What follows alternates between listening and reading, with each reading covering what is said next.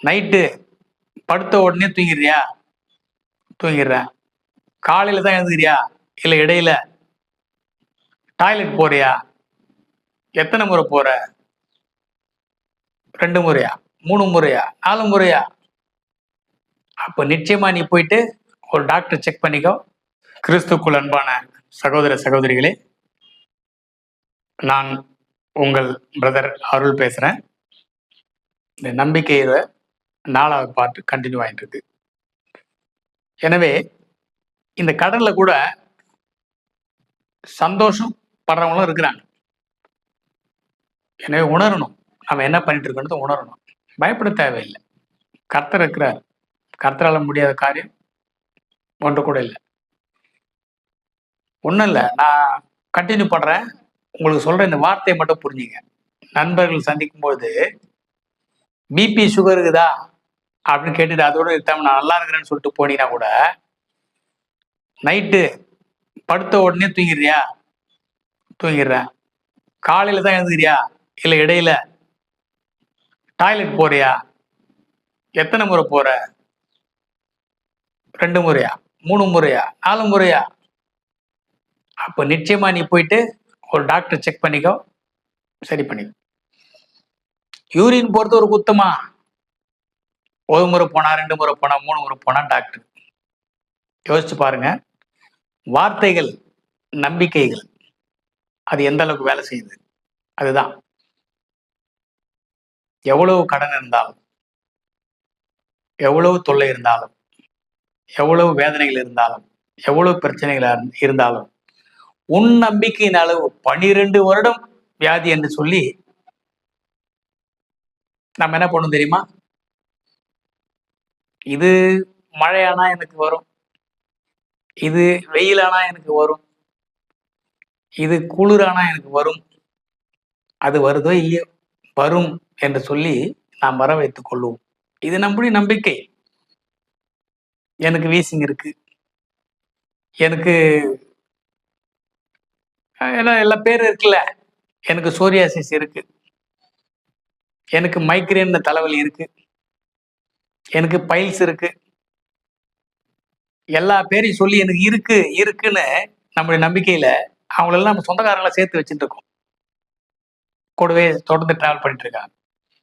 ஆனா 12 வருடம் பெரும்பாடுள்ள ஸ்திரீ, அவங்களோட நம்பிக்கையின் அளவு என்னன்னு கேட்டீங்கன்னா, அவருடைய வஸ்திரத்தை தொட்டாலே போதும், அவங்க நம்பிக்கை. அதே போல இயேசுநாதர் அந்த பிறவி குருவனுடைய பார்வையாடை செய்யும்போது எச்ச துப்பி சேத்த குழப்பி, மண்ணுல எச்ச துப்பி சேத்த குழப்பி, அதன் பிற்பாடு அதை எடுத்து அவன் கண்ணில் பூசி அதோடு விடாம நேரா போயிட்டு சீலோகம் குளத்துல கழுவுன்றார். எவ்வளவு பெரிய ப்ராசஸ் பாருங்க. ஆனா ஒருத்தன் என் வேலைக்காரன் உடம்பு சரியில்லை கேட்கும் போது, நீ போ அவன் சொஸ்தமா இருப்பான ஒரே வார்த்தை. வேலைக்காரனையும் பார்க்கல, வண்ணம் கிடையாது, போ சரியாயிடுவான். நீ கேட்கிறியே, உன்னுடைய நம்பிக்கையின் அளவு என்னன்னு பார்த்துட்டு அதுக்கப்புறம் தான் அவரோட பதில். நீ தோமா மாதிரி இருந்தினா இந்தா கையை விட்டு பார்த்துக்கோ அப்படின்றாரு. பேதுரு மாதிரி இருந்தா வா இறங்கி நடன்றாரு. கடல் மேல நடக்கிறான். உன் நம்பிக்கையின் அளவு எந்த அளவுக்கு இருக்குன்னு உனக்கு தான் தெரியும். ஒவ்வொருத்தருக்கும் ஒரு அளவு இருக்கு. நம்ம உடம்பு பார்த்தீங்கன்னா, எதுல இருந்து ஆண்டவர் படைச்சார் நம்மள?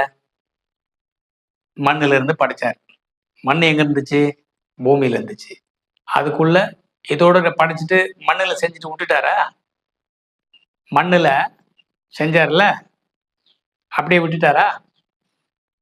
அதன் பிற்பாடு அவன் நார்மலா இருக்கிறான். விலங்குகளும் அவனும் ஒன்னாதான் இருக்கிறாங்க.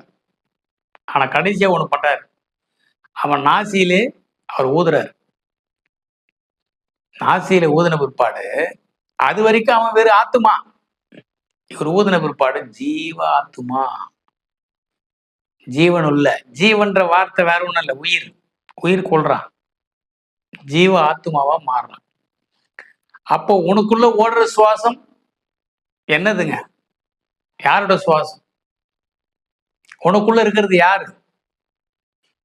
நீங்களே தேவனுடைய ஆலயம் சொன்னார். என்ன அர்த்தம் தெரியுமா?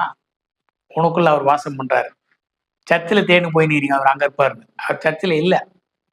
ஆனா சர்ச்சில் பாஸ்டர் மூலியமா உன்னை இறைவன் கர்த்தராக இயேசு கிறிஸ்து வழி நடத்துவதற்காக சபையை வச்சிருக்கிறார். உடனே சர்ச்சில் கடவுள் இல்லை, சர்ச்சுக்கு போக தேவையில்லை, அது அர்த்தம் அல்ல. ஒவ்வொரு வார்த்தைகளுக்கும் அர்த்தம் உண்டு. அன்னைக்கு தேவாலயத்துல கர்த்தர் இருந்தது உண்மை, பழைய ஏற்பாட்டுல. நீ இன்னும் மேலும் மேலும் கிறிஸ்துக்குள்ளாக வளர்ந்து கர்த்தருடைய வருகைக்கு மிகவும் சந்தோஷமாக, நிம்மதியாக, ஆயத்தமாக இருக்கும்பொழுது கர்த்தர் உன்னை மேலும் மேலும் உயர்த்துவார். நம்பிக்கையிலே சந்தோஷமா இருங்கள். கர்த்தர் தாமே உங்களை ஆசீர்வதிப்பாராக. ஆமென்.